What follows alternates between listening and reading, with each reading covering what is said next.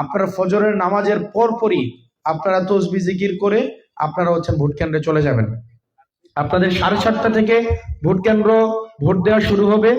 আমি বিশ্বাস রাখতে চাই আপনি যেন আমাকে ভোট দিছেন, এটার জন্য যেন আপনি সারা জীবন গর্ব করেন যে এই ছেলেটাকে আমার ভোটে আমি নির্বাচিত করছি। আমাদের 12 তারিখ নির্বাচন। 12 তারিখ নির্বাচনে আমি আপনাদেরকে বলা লাগবে না, আপনারা অলরেডি কাজ করতেছেন। আপনারা অলরেডি আপনাদের জায়গা থেকে সবাইকে ফোন দিচ্ছেন, জানাচ্ছেন। শুধু আমার জায়গা থেকে রাত অনেক হয়েছে, আমি একটাই রিকোয়েস্ট করব, শেষ সময় এসে হাল ছেড়িয়েন না।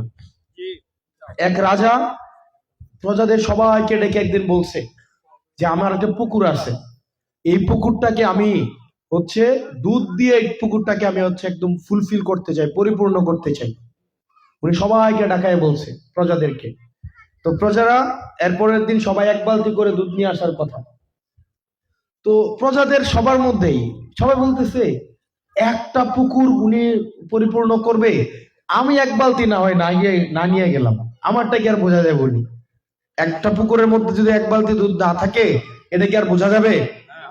তো উনি যায় নাই। এরকম করে আরেকজন মনে মনে ভাবতেছে সবাই তো যাবে, তা আমি নাইলে এক বালতি না নিয়ে গেলাম, এটা কি এত ধরা পড়বে নাকি? রাজাকে এত বুঝবে নাকি? এরকম করতে করতে রাজা পরের দিন গিয়ে দেখি কেউই আসে না।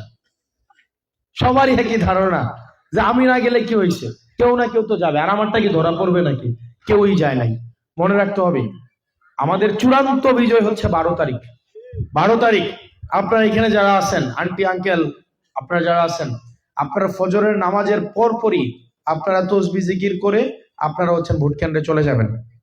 আপনাদের 7:30 থেকে ভোট কেন্দ্র ভোট দেওয়া শুরু হবে।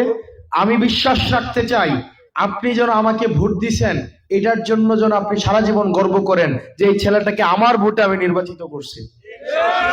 আপনারা কি ওই ইতিহাসের অংশ হইতে চান না? চান কিনা?